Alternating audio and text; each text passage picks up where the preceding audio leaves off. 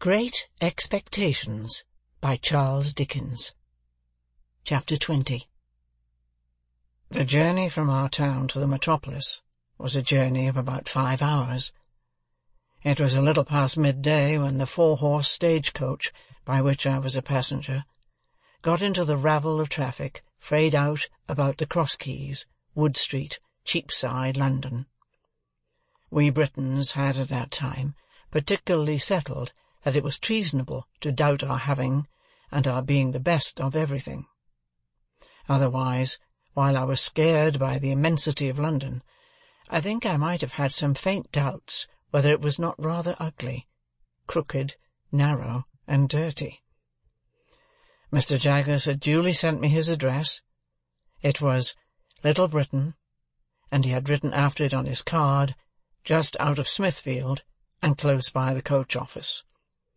Nevertheless, a hackney coachman who seemed to have as many capes to his greasy great-coat as he was years old, packed me up in his coach and hemmed me in with a folding and jingling barrier of steps, as if he were going to take me 50 miles. His getting on his box, which I remember to have been decorated with an old weather-stained pea-green hammer-cloth, moth-eaten into rags, was quite a work of time. It was a wonderful equipage, with 6 great coronets outside, and ragged things behind, for I don't know how many footmen to hold on to by, and a harrow below them, to prevent amateur footmen from yielding to the temptation. I had scarcely had time to enjoy the coach, and to think how like a straw-yard it was, and yet how like a rag-shop, and to wonder why the horses' nose-bags were kept inside, when I observed the coachman beginning to get down, as if we were going to stop presently. And stop presently we did, in a gloomy street, at certain offices with an open door, whereon was painted Mr. Jaggers. "How much?" I asked the coachman. The coachman answered, "A shilling, unless you wish to make it more." I naturally said I had no wish to make it more. "It must be a shilling," observed the coachman. "I don't want to get into trouble. I know him." He darkly closed an eye at Mr. Jaggers's name, and shook his head. When he had got his shilling, and had in course of time completed the ascent to his box, and had got away, which appeared to relieve his mind, I went into the front office with my little portmanteau in my hand, and asked, was Mr. Jaggers at home? "He is not," returned the clerk. "He is in court at present. Am I addressing Mr. Pip?" I signified that he was addressing Mr. Pip. "Mr. Jaggers left word would you wait in his room. He couldn't say how long he might be, having a case on, but it stands to reason, his time being valuable, that he won't be longer than he can help." With those words, the clerk opened a door, and ushered me into an inner chamber at the back. Here we found a gentleman with one eye, in a velveteen suit and knee-breeches, who wiped his nose with his sleeve on being interrupted in the perusal of the newspaper. "Go and wait outside, Mike," said the clerk. I began to say that I hoped I was not interrupting, when the clerk shoved this gentleman out, with as little ceremony as I ever saw used, and tossing his fur cap out after him, left me alone. Mr. Jaggers's room was lighted by a skylight only, and was a most dismal place. The skylight eccentrically pitched like a broken head, and the distorted adjoining houses looking as if they had twisted themselves to peep down at me through it. There were not so many papers about as I should have expected to see, and there were some odd objects about that I should not have expected to see, such as an old rusty pistol, a sword in a scabbard, several strange-looking boxes and packages, and 2 dreadful casts on a shelf, of faces peculiarly swollen and twitchy about the nose. Mr. Jaggers's own high-backed chair was of deadly black horsehair, with rows of brass nails round it, like a coffin, and I fancied I could see how he leaned back in it and bit his forefinger at the clients. The room was but small, and the clients seemed to have had a habit of backing up against the wall, especially opposite to Mr. Jaggers's chair, being greasy with shoulders. I recalled, too, that the one-eyed gentleman had shuffled forth against the wall when I was the innocent cause of his being turned out. I sat down in the clientele chair, placed over against Mr. Jaggers's chair, and became fascinated by the dismal atmosphere of the place. I called to mind that the clerk had the same air of knowing something to everybody else's disadvantage as his master had. I wondered how many other clerks there were upstairs, and whether they all claimed to have the same detrimental mastery of their fellow creatures. I wondered what was the history of all the odd litter about the room, and how it came there. I wondered whether the two swollen faces were of Mr. Jaggers's family, and, if he were so unfortunate as to have had a pair of such ill-looking relations, why he stuck them on that dusty perch for the blacks and flies to settle on, instead of giving them a place at home. Of course, I had no experience of a London summer day, and my spirits may have been oppressed by the hot, exhausted air, and by the dust and grit that lay thick on everything. But I sat wondering and waiting in Mr. Jaggers's close room, until I really could not bear the two casts on the shelf above Mr. Jaggers's chair, and got up and went out. When I told the clerk that I would take a turn in the air while I waited, he advised me to go round the corner, and I should come into Smithfield. So I came into Smithfield, and the shameful place, being all asmear with filth and fat and blood and foam, seemed to stick to me. So I rubbed it off with all possible speed by turning into a street where I saw the great black dome of St. Paul's bulging at me from behind a grim stone building, which a bystander said was Newgate Prison.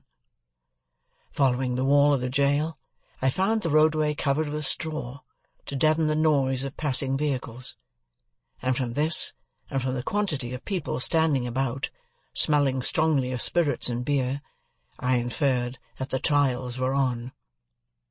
While I looked about me here, an exceedingly dirty and partially drunk minister of justice asked me if I would like to step in and hear a trial or so, informing me that he could give me a front place for £0.50, whence I should command a full view of the Lord Chief Justice in his wig and robes, mentioning that awful personage like waxwork, and presently offering him at the reduced price of 18p. As I declined the proposal on the plea of an appointment, he was so good as to take me into a yard and show me where the gallows was kept, and also where people were publicly whipped, and then he showed me the debtor's door, out of which culprits came to be hanged, heightening the interest of that dreadful portal by giving me to understand that 4 on him would come out at that door the day after tomorrow, at 8 in the morning, to be killed in a row. This was horrible, and gave me a sickening idea of London, the more so as the Lord Chief Justice's proprietor wore, from his hat down to his boots and up again to his pocket-handkerchief inclusive, mildewed clothes, which had evidently not belonged to him originally, and which, I took it into my head, he had bought cheap of the executioner. Under these circumstances, I thought myself well rid of him for £1. I dropped into the office to ask if Mr. Jaggers had come in yet, and I found he had not, and I strolled out again. This time I made the tour of Little Britain, and turned into Bartholomew Close. And now I became aware that other people were waiting about for Mr. Jaggers as well as I. There were 2 men, of secret appearance, lounging in Bartholomew Close, and thoughtfully fitting their feet into the cracks of the pavement as they talked together, one of whom said to the other, when they first passed me, that "Jaggers would do it if it was to be done." There was a knot of 3 men and 2 women standing at a corner, and one of the women was crying on her dirty shawl, and the other comforted her by saying, as she pulled her own shawl over her shoulders, "Jaggers is for him, 'Melia, and what more could you have?" There was a red-eyed little Jew, who came into the Close while I was loitering there, in company with a second little Jew, whom he sent upon an errand, and while the messenger was gone, I remarked this Jew, who was of a highly excitable temperament, performing a jig of anxiety under a lamp-post, and accompanying himself with a kind of frenzy with the words, "Oh, Jaggerth, Jaggerth, Jaggerth, all other ith, Cagmaggerth, give me Jaggerth."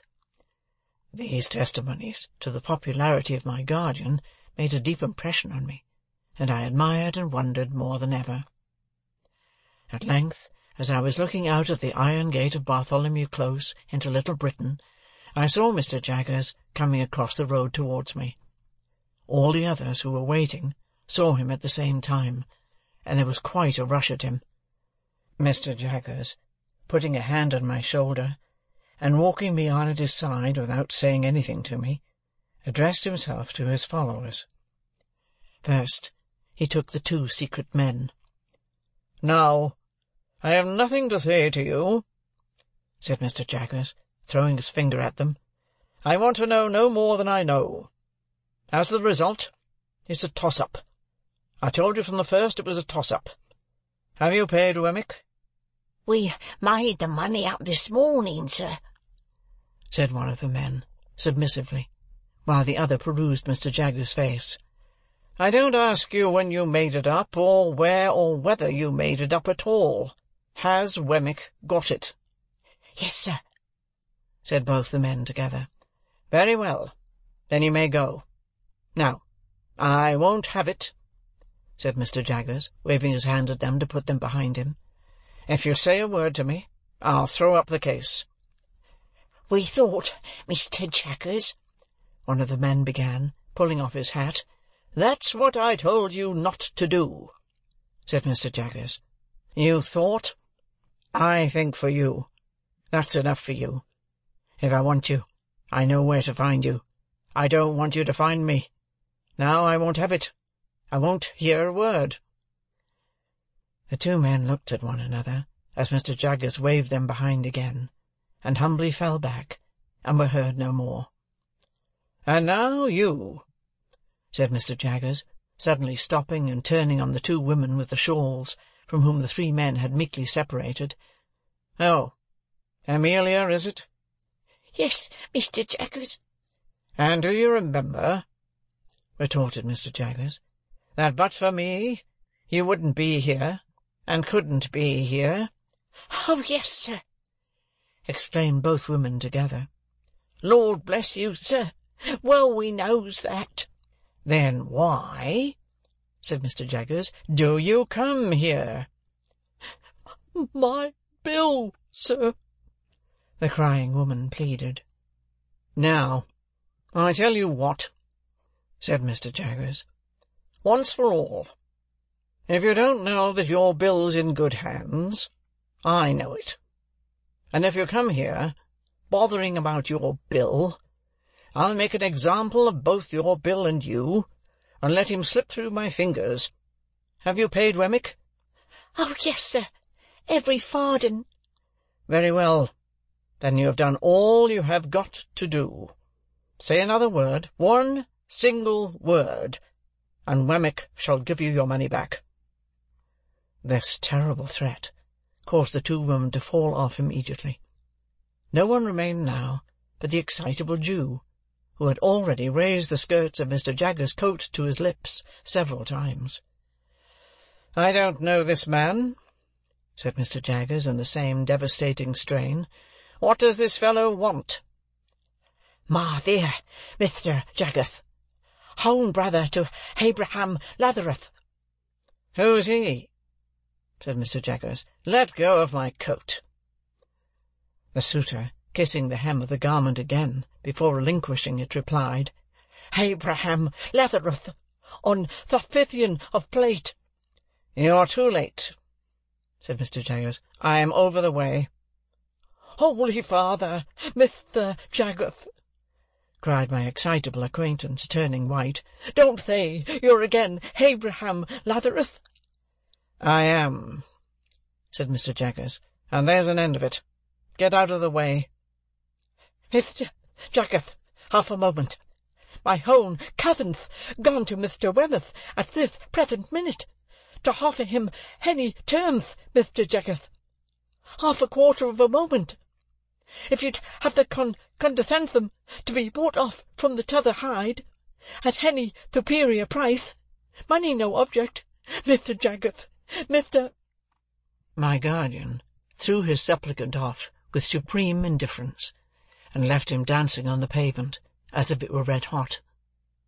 Without further interruption, we reached the front office, where we found the clerk and the man in velveteen with the fur cap.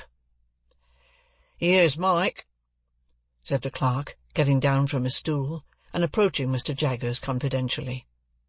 "Oh?" said Mr. Jaggers, turning to the man, who was pulling a lock of hair in the middle of his forehead, like the bull in Cock Robin pulling at the bell-rope. "Your man comes on this afternoon? Well?" "Well, Master Jaggers," returned Mike, in the voice of a sufferer from a constitutional cold, "arter a deal of trouble, I found one, sir, as might do." "What is he prepared to swear?"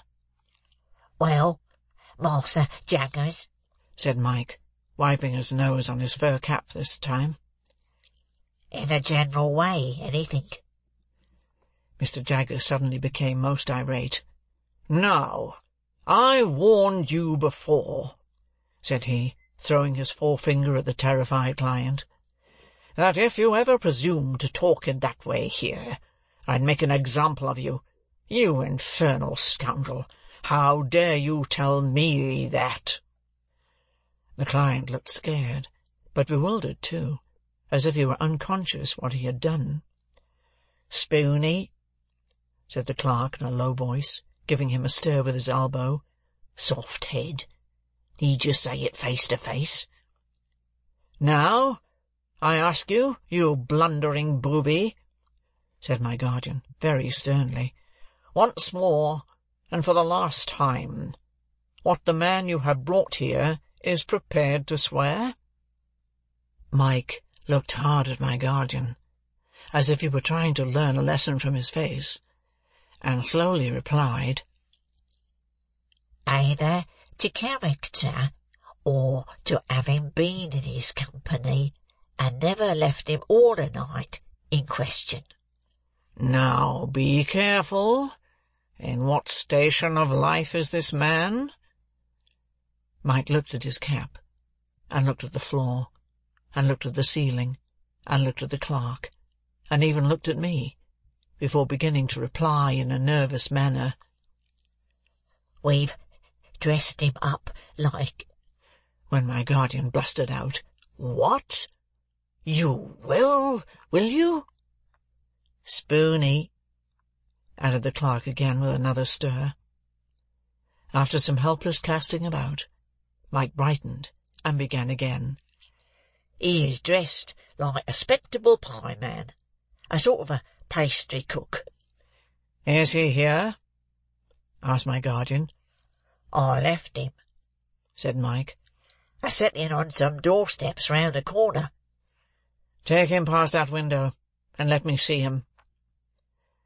The window indicated was the office window.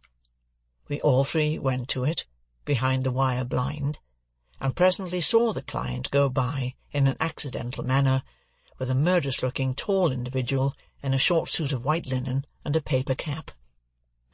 This guileless confectioner was not by any means sober, and had a black eye into the green stage of recovery, which was painted over. "Tell him to take his witness away directly," said my guardian to the clerk in extreme disgust, "and ask him what he means by bringing such a fellow as that." My guardian then took me into his own room, and while he lunched, standing from a sandwich-box and a pocket-flask of sherry, he seemed to bully his very sandwich as he ate it, informed me what arrangements he had made for me. I was to go to Barnard's Inn, to young Mr. Pocket's rooms, where a bed had been sent in for my accommodation. I was to remain with young Mr. Pocket until Monday. On Monday I was to go with him to his father's house on a visit, that I might try how I liked it. Also, I was told what my allowance was to be. It was a very liberal one, and had handed to me from one of my guardian's drawers the cards of certain tradesmen with whom I was to deal for all kinds of clothes, and such other things as I could in reason want. "You will find your credit good, Mr. Pip," said my guardian, whose flask of sherry smelt like a whole caskful, as he hastily refreshed himself. "But I shall by this means be able to check your bills, and to pull you up if I find you outrunning the constable. Of course you'll go wrong somehow, but that's no fault of mine." After I had pondered a little over this encouraging sentiment, I asked Mr. Jaggers if I could send for a coach. He said it was not worth while. I was so near my destination. Wemmick should walk round with me if I pleased. I then found that Wemmick was the clerk in the next room. Another clerk was rung down from upstairs to take his place, while he was out, and I accompanied him into the street, after shaking hands with my guardian. We found a new set of people lingering outside, but Wemmick made a way among them by saying coolly yet decisively, "I tell you, it's no use. He won't have a word to say to one of you." And we soon got clear of them, and went on side by side. Chapter 20.